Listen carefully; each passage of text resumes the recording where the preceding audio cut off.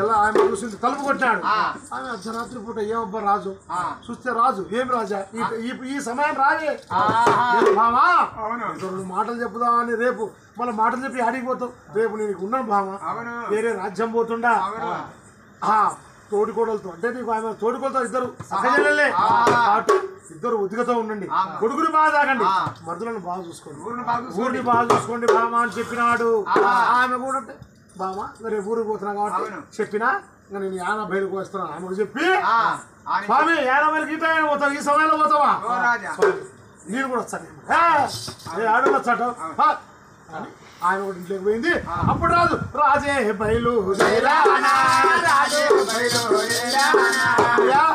బంధుత్వాలన్నీ తెంపుకున్నాడు నేస్తం అంటే విశ్వాసం అంటే గుర్రాలు అని కుక్క విశ్వాసం తెంపుకున్నాడు ఇంకా ఎవరున్నారు ఊరి ప్రజలు అయ్యా 50 వస్తున్నాడు ఆ రాజు మానాటి వీధిన మెయిన్ బజార్ ఉంటది కదా ప్రతి ఊరికి వస్తుంటే ఆడ ఏదో ఆ రెడ్డి కర్ణము ఆ రైతులు 10 మంది కూర్చొని ఆ రచ్చకట్ట మీద ఆ రంగు సావిళ్ళు ఏదో మాట్లాడుకుంటే పొద్దున కొద్ది ఉండారు ఉంటే అయ్యా ఎవరయ్యా అర్ధరాత్రి ఇద్దరు పొద్దున ఆ మాస చీకటి జల్లర సన్న చిరుకులు రాలుతున్నాయి ఎవరయ్యా మనిషి అంటే నేనయ్యా రాజుని సోముజ రాజా అడిగిపోతున్నావు 50 పోతున్నా రాజా ఇప్పుడు అయిపోయానా అయితే మేము వస్తాం ఎవరు చూసినా వస్తా ఉంటారు ఏందయ్యా ఇప్పుడు వస్తా ఏమి దినం రోజు పోయేది కదా కొత్త స్థలానికి పోతుండదా రాజు గాంటి మాట్లాడరు కదా రాజుని దొబ్బకపోతున్నారు ఏమవుతారు సర్లేయ్యా అని అప్పుడు వాళ్ళు రైతులని ఆడ మాట్లాడిచి రాజే వెళ్ళి వస్తాడు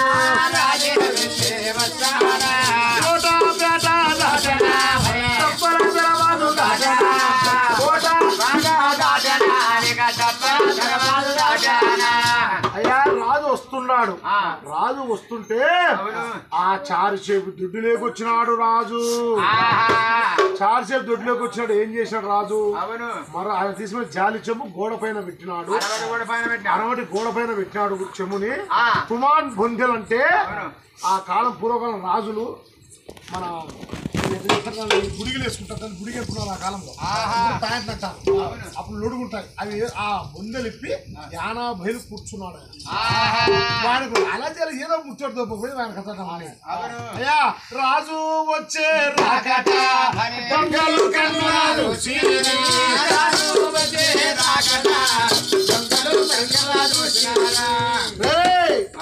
ఏమన్నా పగులంతా బావిలో ఏది పాడబావిలో పగులంతా చారిచేవి దొడ్డి ఎదురుగా ఉన్న ముళ్ళ కంపలు ముళ్ళ పొదలు చీకు కంపలలో దాచి పెట్టుకొని ఉంటారు వాళ్ళు బాగా రాజు చారిచేవి దొడ్లోకి పోయి చూసినారు అప్పుడు పెద్దగా శ్రాప్ చూసినాడు తమ్ముళ్ళారా ఈ ఆగ్ర పెద్ద పులి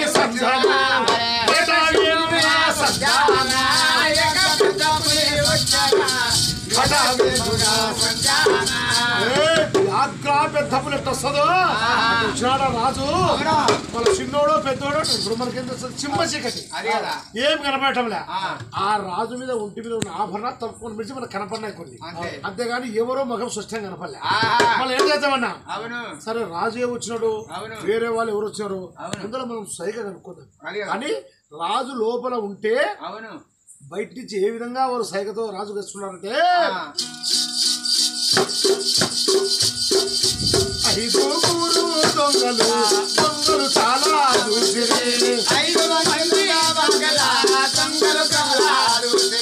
చీకు పుల్లలే చిల్లరాళ్ళతో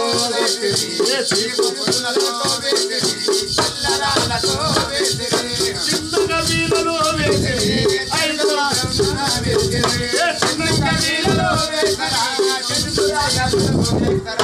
అయ్యా వాళ్ళు దొంగ సైగ అంటారు మాట ఉంది నాడు దొంగ సైగలు అయిందంటారు అలాగా దొంగ వాళ్ళు చిన్న చిన్న సీకుపులతో చిల్ల రాళ్లతో వేసుకుంటా చిన్నగా వీలలు దొంగ వీలు వేయడం అంటే మనిషి ఉండడు ఆ మనిషి మాట ధ్వని ఎట్టిన పడుతుంది అని అలా చేస్తున్నాడు అప్పుడు రాజు గమనించాడు రాజు పెద్ద మేధో శక్తి గలవాడు ఆ సోమోజనాడు ఆ కండేరాయని ఉడాన పుట్టినోడు మామూలు వ్యక్తి కాదు కాబట్టి ఆ రాజు చూసినాడు అయ్యా మనం ఏమంటాం పశువులు కాసేవాడిని పశువుల కాపరి అంటాం అదే మనుషులు కాసే మనుషుల సరి కాసేవాడిని ఆ మేధావి అంటారు అందుకనే ఆ రాజు ఏదబ్బా బయట నుంచి చిన్న వీలు వినపడుతున్నాయి, చిన్న శబ్దం వినపడుతుంది, ఏంది ఉంటది.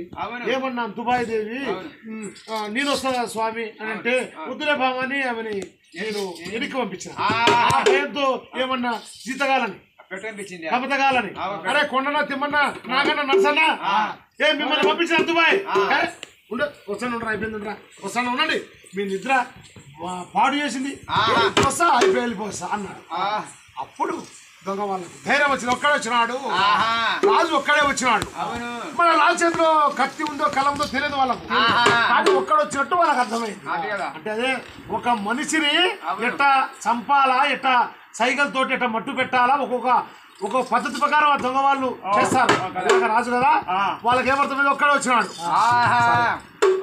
రాజు ఎప్పుడు కొంగన్న తిమ్మన్న నాగన్న నరసన్న ఏరా అని పలకరించినాడు, బదులు పలుకు రాజు రాలే. మనం ఎవరు నడిస్తే నేను ఉండలేని పలుకుతాం, కానీ రాజుకు బదులు పలుకు రాలే. రాజుకు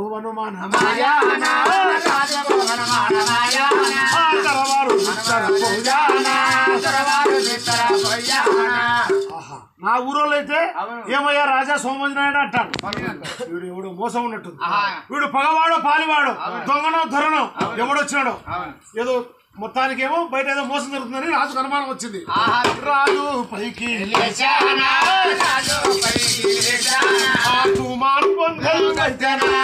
రాజే బీగించి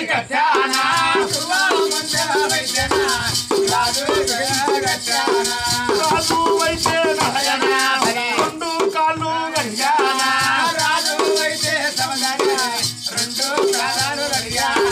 బంగారు తట్టి వైతేనా రాజే బీగించి కట్టానా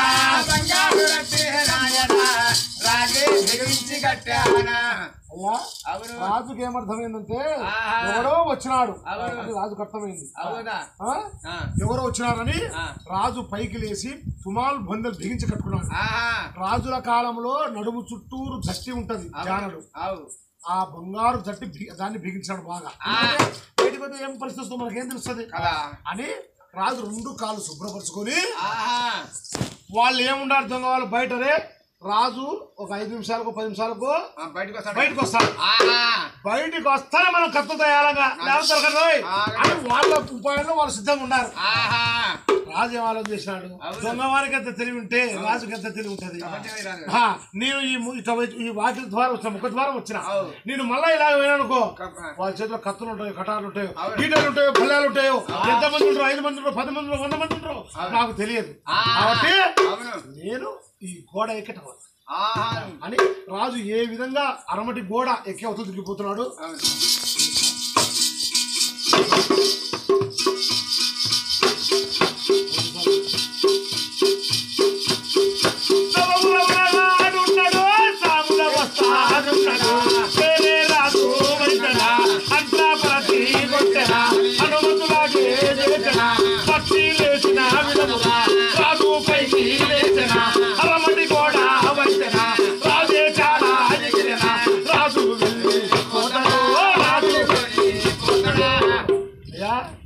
రాజు చదువులో మనగాడు సాములో వస్తాడు, మంత్రపరుడు హనుమంతులకు చేసి అడుగులో అడుగు మాపు చేసి అరమటి గోడ మీద కాలు పెట్టి ఎగిరి దుంకి రాజు పోతా ఉన్నాడు. వాళ్ళు చూసినారు అశ్రాబ్దంగా, సరే సోమనాయుడు వచ్చింది కానీ మనమేమనుకున్నాము ఊరే అయితే పోయినాడు ఇక్కడే వచ్చే పటపడా మంచిగా కత్తులు వేసి చచ్చిపోతాడు సులభంగా తెగపోతాడు అనుకుంటుంది. అది దొరుకుతాడా పులి వేణుగా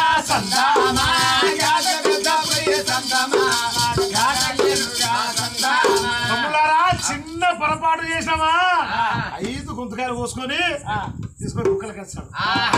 జాగ్రత్త ఎడిదాలన్నా ఇప్పుడు రాజు ఇక్కడ వచ్చాడు, మళ్ళీ రాజు ఏమిటో చూడు మళ్ళీ ఏం చేద్దాం మనకేం తెలుసు. అప్పుడు రాజు మీదకి ఏ విధంగా కత్తులు విసిరేస్తున్నాడు దొంగ వాళ్ళు.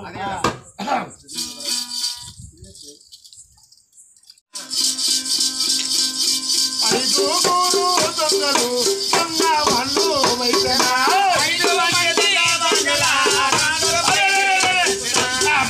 కత్తులు వచ్చి కత్తులు వచ్చి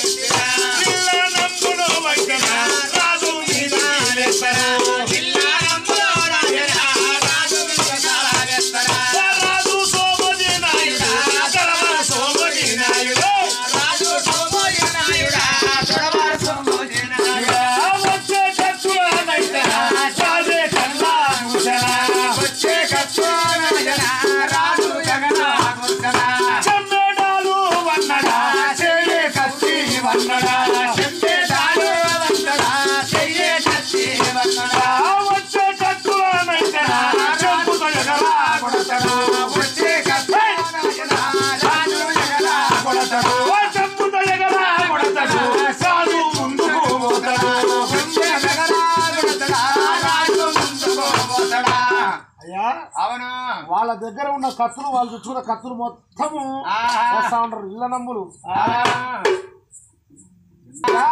మొత్తం ఇళ్ళ నమ్ములు పటా కత్తులు మచ్చు కత్తులు మాయ కత్తులు 5 మంది ఒకరి మీద ఒకరు ఇసురుతున్నారు. రాజు చూసినాడు అమాస సిక్కడు కదా కత్తి దగ్గర కొంచెం తక్కువ మెచ్చే చెముతో చెల్లు మన దగ్గర కుడతాడు రాజు ముందు. రాజు కర్రసాములు కత్తి సాములు పాలగాడు కాబట్టి అవన్నీ లెక్క చేయనా చూసినారు కత్తులు అప్పుడు రాజు కత్తులు అయిపోయినాయి వాళ్ళకు రాజు చేతిలో కత్తి లేదురా ఉంది అంటే ఒక్కొక్క ఆయుధం ఏముంది ఇంకా కత్తి లేదు చెమ్ముంది చెమ్ముతో ఎగర కొడుతున్నాడు ఏంలే మనంగాన దగ్గరికి పోతే చంపుతున్నాడు అనుకున్నాం అనుకో ఒక్క 2 రెప్పపాట్లో పోయి కోట్ల పడితే అనుకో కోట్ల పడితే సచ్చిరా కుక్కలు ఇచ్చే కుక్కలు మన మాత్రం పుస్తకాల కొరికేస్తాయిరా అంటున్నాడు మళ్ళీ ఎట్టైనా అరే అరే చెమ్మగా నువ్వే రాజు మీద కలవడు నువ్వే రాజు మీద పోయి కలవడి మళ్ళా యుద్ధం చేయరా నేను అడిగి చేస్తాను కాదన్నా నాకు రాజు తెలుసు రాజు ఏం నాకంటే ఏం పెద్ద పాలగాడు కాదు నేను పొచ్చ నడుపుతాడు ఇంటికాడా ఒక్క నటువే పోయి నువ్వే యుద్ధం చేయి తర్వాత మేము వస్తాం. దొంగ వాళ్ళు ఏ విధంగా రాజు మీద యుద్ధానికి వస్తున్నాడు ఒక్కొక్క దొంగ విడుపుకు వస్తారు.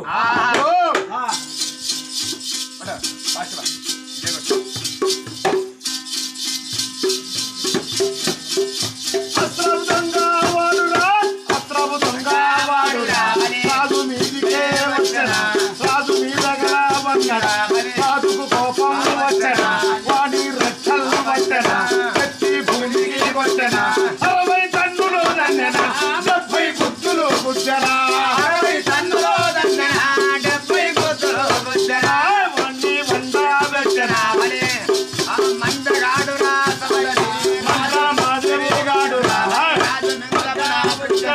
రాజుకు కోపం వచ్చనా ఎత్తి భూమికి కొట్టనా జాలి చెంబులో కిల్లు గుత్తుకు వాడునా కుక్కడు రక్తము దక్కనా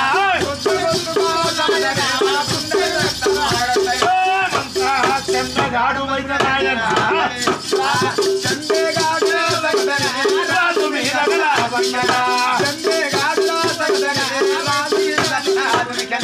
రాజుకు కోపం వచ్చనా వాణి రెక్కలు వచ్చనా ఎత్తి భూమికి కొట్టనా 60 టన్నులు దండనా 50 గుత్తులు గుచ్చనా 60 టన్నులు దండనా 70 గుత్తులు గుచ్చనా ఇలా 5 మంది అస్త్రాబ్దులు మంత్రాల మాదేవి షమ్మెగాడు మమ్మెగాడు 5 మంది నలుగురు దొంగలు ఒకరు ఒక్కొక్కటి పోతే రాజు మీద ఎగిరి పట్టాలి కదా ఎగిరి వాళ్ళని రెట్టలు పట్టుకుని ఎత్తి భూమి కొట్టి ఒక్కొక్కటి గుద్దుతున్నాడు గుద్దు కూడా కుక్క రక్తం కప్పుతున్నాడు నలుగురిని వండబెట్టాడు.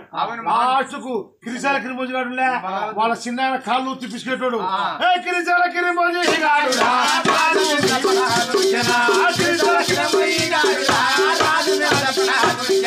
రాజు అయితే నాయన వాణి రెట్టలు పట్టనా భూమికి కొట్టనా 70 గుత్తులు వాడి గొంతు మీద కాలు పెట్టానా రాజు చూసినాడు. అవును వాళ్ళు నలుగురు దొంగ వాళ్ళు మొదట వచ్చిన నలుగురు అవును బలాఢ్యులు పాలగాళ్ళు బాగా నాకు సరి సమానంగా ఉండరు పట్టుకుంటే పిల్లకడ కండొచ్చది ఈడు బక్కోడు ఈయనకి నర్రాలు ఉండయి లంకాలు ఉండయి పైన తోలుంది ఈడు నా మీద కావడానికి వస్తాడా నా మీదకి యుద్ధానికి వస్తాడా అని వాడిని గొంతు మీద కాలు పెట్టాడు రొమ్ముల మీద కాలు పెట్టి కాలుతో అరిగి పెట్టాడు భూమి మీద. అప్పుడు చూసినాడు యుద్ధం చేసిన కయ్యానికైనా వియ్యానికైనా సరిబుద్ధి కావాలంటారు సమరాలు ఈడు పక్కోడు ఈడు ఏం తరంగాడు ఇటోడు చాలా డేంజర్ అని అనుకోని రాజు ఈయన సంపాల ఈయన సంపనీకి నా దగ్గర కత్తులు లేవు నేను తెచ్చుకోలే చెమ్ముతో పానం గుద్దుతే అని ఇట్లా తడుముకున్నాడు నడుము అయ్యా మన చాకులు ఉంటాయి చిన్న చాకులు ఆ కీలి చాకు అంటారు ఆ చాకు తీసినాడు ఎట్లా గొంతుకు వస్తే ప్రాణం పోదు ఒక మనిషిని లంపట పెట్టకూడదు రాజు ధర్మం పాటించాడు వాడిని తప్పితే రాజు బతికిపోయాడు కాబట్టి ధర్మం పాటించినందుకు వాడిని ఏం చేశాడు ఈ నెట్ట ఏదో ఒకటి చేయాలని వాణి కొంకులు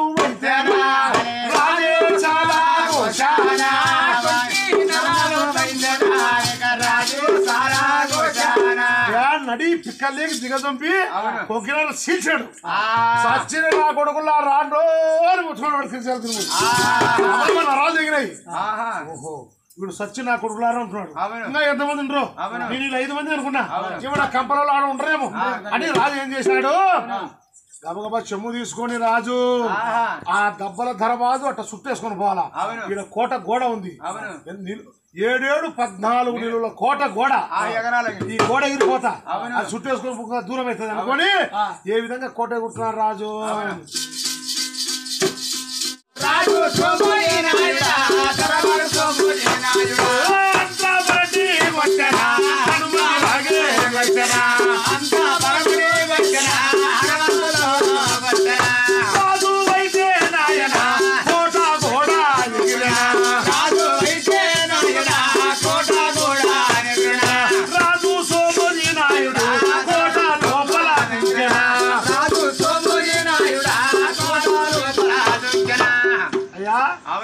రాజు ఆ 7-14 అంటే సుమారుగా ఎత్తుంటది ఆ కోట గోడ ఎగిరి దుంకినాడు అవతలకి పండుగ రోజు ఏదో పండుగ తిరణాలు జరిగిన రోజు కోటకు గుమ్మాలు తోరణాలు కట్టినాడు మామిడి తోరణాలు అయ్యా రాజు అయితే కోట లోపల రాజు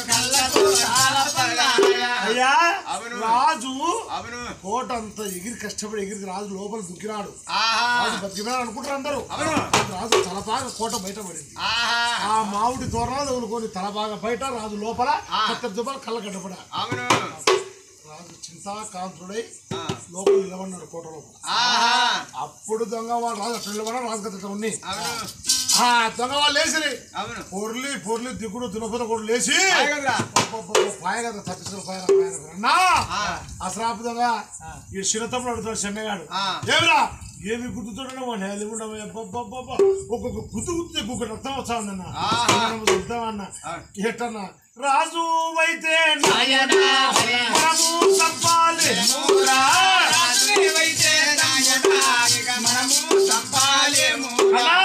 ఇంత ఉపాయం చేసి అర్ధరాత్రి నిద్రపోతే ఇంత కాపలా కాసి ఇంత కత్తులు కటార్లు ఇంత యుద్ధం చేస్తేనే సంపలేమే అప్పుడు సరిసరి యుద్ధం అయితే మన నేల జొన్న కంకులు వచ్చారు చూడు పోసుకొని పోతారు కదన్నా మన తలకాయలు అన్నాడు ఎవరు తమ్ముడు రాజు అంటే సోమోజీ నాయుడు ఆయన నీళ్ళు పోతు బాలహజార్ గుర్రం ఎక్కి 12 మూళ్ళ కత్తి నంజాబాల చేత బట్టి సైన్యం లేక దిగుతే 7,000 తలనుతాడు 12 లక్షల సైన్యాన్ని ఒక ఏడు చంపేటోడన్నా అంటే రాజు ఏమనుకుంటున్నావు అన్నాడు మళ్ళీ ఎట్టన్నా సరే చూద్దాం రాని వాళ్ళు లేచి కళ్ళు కూడా చూశాడు రాజు తలపాగా నిగనిగ వజ్రమైన మార్గంతో ఒదిగిన పాగ తలపాగా కిరీటం అంటారు తలపాగ అంటారు అది కనపడింది అప్పుడు తలపాగా తీసుకొని సగల పెట్టుకోవడం తమ్ముడారా ఇంకా భయపడుతుంది రాజు ఎక్కడ పోడు ఎట్టవో నన్ను పోయినానికి మళ్ళీ వచ్చాడు ఈ ఆర్య మరాఠీ ఈ సైద్ మరాఠీ కులంలో ఈ రాజులు తలిస్తారు కానీ తలపాగి ఈ తలపాగి తీసుకుని ఇచ్చాం అన్నాడు వాడు తలపాగిస్తే తల పారిపోయాడని చెప్పడం అని అన్నాడు అశ్రాబ్దంగా వాడు అటనన్నా అంటే అప్పుడు రాజు సోమోజీ నాయుడు తిరగా దొంగల మీదకి అవును తిరగ వస్తున్నాడు. ఆ కోట కోడెక్కి మళ్ళా అదే విధంగా కోట బయటకు వచ్చినాడు. కోట బయటకు వచ్చి ఆ కోట వారమ్మడి ఆ చారిసేపు దొడ్డి వారమ్మడి గెలుపుతా చూస్తా గుడుకుతున్నాడు. చీకటి అమాస తలుపుకుంటే మెరిసేది. అప్పుడు ఏం చేశాడు అశ్రార్థం వాడు, రే రాజు వచ్చినాడు, రాజు వచ్చాడు తమ్ముడారా.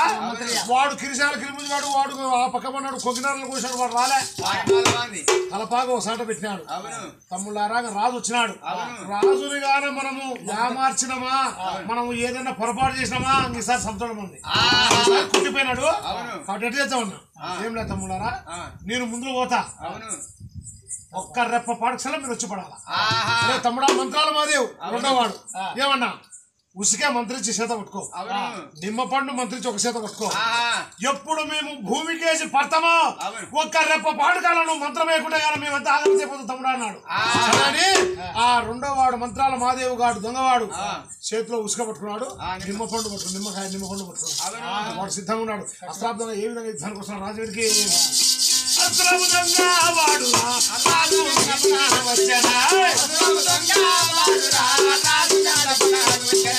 రాజు మీద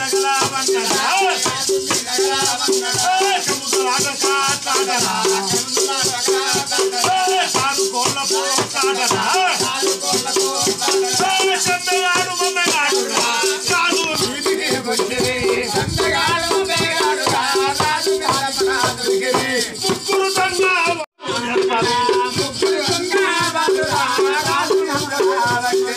రాజుల రెక్కలు వచ్చింది, ఎత్తి భూమికి వచ్చింది. రాజుని వైతే నాయన భూమికి అమలా వచ్చింది. తమ్ముడ మంత్రుల మాదేవు రాజుని మంత్రారించరా, రాజుని వాపాలేమురా, మంత్రుల మాదేవు గాడు పడపడ మంత్రారించనా. రాజు మీద వైద్యనా ఉసిగా చాలా చల్లనా, చల్లనా నిమ్మ పండు వైద్యనా రొమ్ముల మీద వెచ్చనా.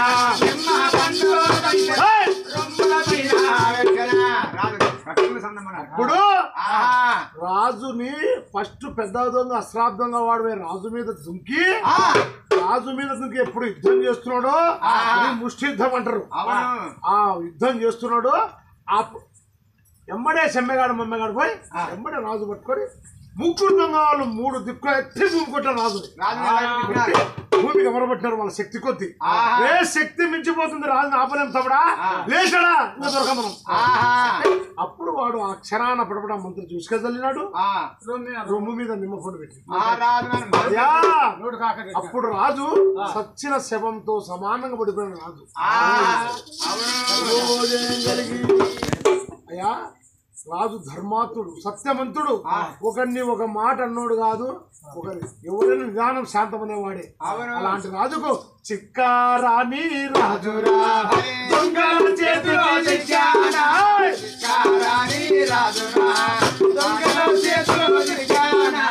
చిక్కరాని రాజు దొంగల చేతికి చిక్కినాడు. మంత్ర కట్టుతో ఆ రాజుని అంతకట్ట వేసి నిమ్మ పండు పెట్టినాడు. లేనాగా లేచండగా మంత్రం ఇచ్చినా నిమ్మ పండు పెట్టా లేనాడు. చిన్నగా లేచాడు మంత్రాల మరి సెమ్మగా కాళ్ళు లేచాడా లేదా ఏం కాదు కానీ సరే ఇంకా లేచిన వాళ్ళు లేచా నీళ్ళు లేచా ముగ్గురు లేచినాడు. కాలు కదులుతుందా కాలుకు మంత్రం ఇచ్చా, చేయి కదులుతుందా చేయికి మంత్రం ఇచ్చా, రెప్ప రెప్ప కొడుతున్నాడు. ఏ శరీర భాగాలన్నీ అంతకట్టేసినాడు. మంత్రాలతో కట్టుబడిపోయినాడు సోమోజనాయుడు. వాళ్ళ మానసికి చిక్కని వాడు రాజు. రాజు ఇప్పుడు రాజు సచ్చిన శవంతో పడిపోయినాడు ఆ సోమోజనాయుడు. చూసారా, ఒక మనిషి ఒక జీవి ఎన్ని బంధాలని ఎన్ని బంధుత్వాలను తెంపుకుంటూ ఆ మృత్యువుడు లేకొచ్చినాడు. రాజు అష్ట దిగ్బంధనమైనాడు, ఎంతో ప్రయత్నం చేసినాడు, వెనక్కి పోయినాడు, ముందుకు వచ్చాడు. ఎంత చేసినా మృత్యు ఆగలే. కాబట్టి ఆ రాజులు ఏ విధంగా దొంగ వాళ్ళు అవును గొంతుకు వస్తారంటే అప్పుడు పెద్దగా అస్రాబ్ చూసినాడు. రాజు బతికినోడు రా బాగా బతికినోడు. రాజు చూసినాడు, ఒరేయ్ చంపడం మన వంతు, గొంతు కోయడం వారి వంతు. ఎవడు కిరిశాల కురుమోజీ గారు. ఆ పాపం మనకెందుకు కొట్టుకోవాలి? ఒరే కిరిశాల కురుమోజీ ఏమిరా గొంతుకు వస్తున్న రాజును పట్టేసినాం. వానికి పెద్ద నరాలు తెగ్గోసినాడు కదా, మనకి బాగా కోపం ఉంది రాజు మీద. అని వాడు అట్ట అట్ట ముబ్బున మొత్తం జవిని చూస్తే వాళ్ళు దొంగ వాళ్ళు కత్తులు విసిలే రాజు మీద ఒక కత్తి దొరికింది. ఒక కత్తి దొరికితే వాడు ఆ కాలు ఈడ్చుకుంటా రాజు దగ్గరికి వచ్చి ఏ విధంగా రాజును గుర్తుకు వస్తున్నాడు ఆ కిరిశాల కిరిమోజీ గాడు. ఓటేసి చుల్పాలు పెట్టాను, మీద కత్తి పెట్టాను, రొమ్ముల మీద కాళ్ళు పెట్టాను, చెరువు పెట్టారా నాయన సారున ఈతల కొట్టేను.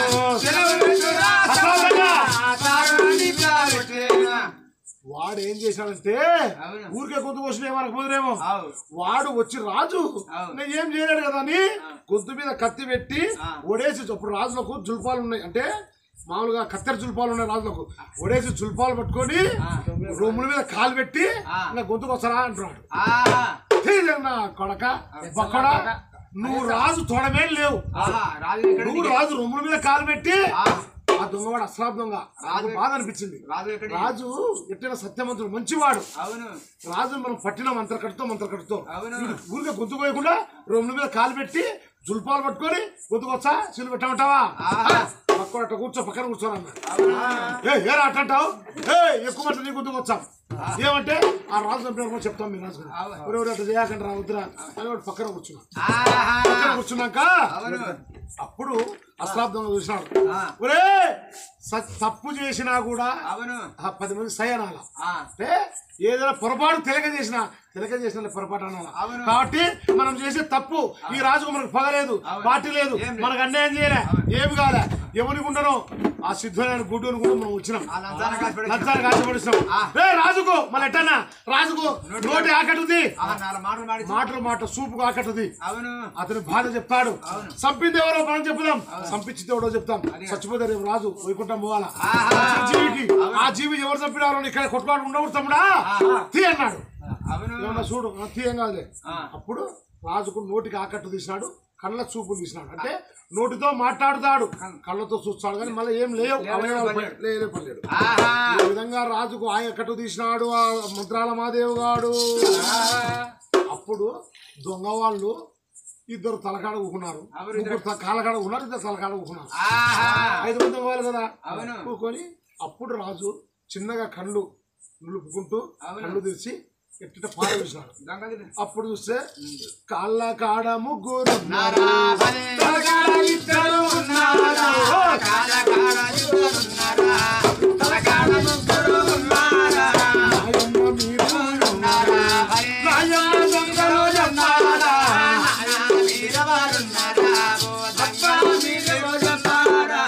అయ్యా కళ్ళు పెట్టి పార చూసి నాయన అయ్యా ఎవరు మీరు? దొంగలా దొరలా రాజులా చక్రవర్తులా? నా వీడికి ఎవరు పేరు చెప్పండి, ఊరు చెప్పండి అంటే అప్పుడు చూసినాడు ఎవరు అస్రాబ్ దొంగవాడు. రాజా సోమోజనాడా మేము ధడేగాం పట్నం అంటే బడేగాం పట్నము మీ సినాయన ధడేగాం పట్నం దత్తోనాయన కొడుకున్నాం. పెద్దగా మంత్రి సెమ్మెగాడు బొమ్మెగాడు మంత్రాలు మాతో పెద్దగా అస్రాబ్ నలుగురు దొంగవాళ్ళం. వీడు కిరిశాల కిరిమోజీ వాడు మీ సినాయన కాళ్ళు వచ్చేటోడు, కాళ్ళు విసికేటోడు, మీ సినాయన ఎంగిలి పూదినేటోడు. మళ్ళీ ఏనాయన ఎందుకు వచ్చినారు? మీ సినాయన సంపనికి పంపించవచ్చు. మా సినాయన చెప్పినాడా? సంపం చెప్పినాడా? అయ్యా నాయన్న దొంగలు దండానా, అబ్బా దొంగలు దండానా, అబ్బా దొంగలు దండానా. ఎవరు పంపుతే వస్తే ఏ రాజు పంపుతే వచ్చి, ఎవరు పంపుతే వచ్చి ఏ రాజు పంపుతే వచ్చి. ఊరు చెప్పి ఊరు దోయారా, పేరు చెప్పి తలా కొట్టారా, ఊరు చెప్పి ఊరు దోయారా, పేరు చెప్పి తలా కొట్టారా. ఊరు చెప్పండి, ఊరు పేరు లేకుండా మీకు నేను ఏమన్నాయం చేసిన, మీకు నాకు పగందే పాటింది ఎవరినైనా మీరు అంటే జరిగిన వృత్తాంతం చెప్పినాడు అస్రాబ్ దొంగ. చంపించేది మీ నాయన చిన్నాయన సిద్ధోనాడు, చంపేది దత్తనాయన దొంగ వాళ్ళం. దొంగలు నన్ను చంపుతే దొంగలు నా భాగ్యమేమన్నా వస్తారా దొంగలు దండమా నాయన దొంగలు దండమా నన్ను చంపుతే దొంగలు నా భాగ్యమేమన్నా వస్తారా నన్ను చంపుతే దొంగలు నా భాగ్యమేమన్నా వస్తారా అయ్యా దొంగవాళ్ళారా నన్ను చంపితే నా భాగ్యం ఏమన్నా వస్తుందా అయ్యా అయ్యా తమ్ములు నేదరి పిల్లలే ఉన్నది తమ్ములు నేదరి పిల్లలా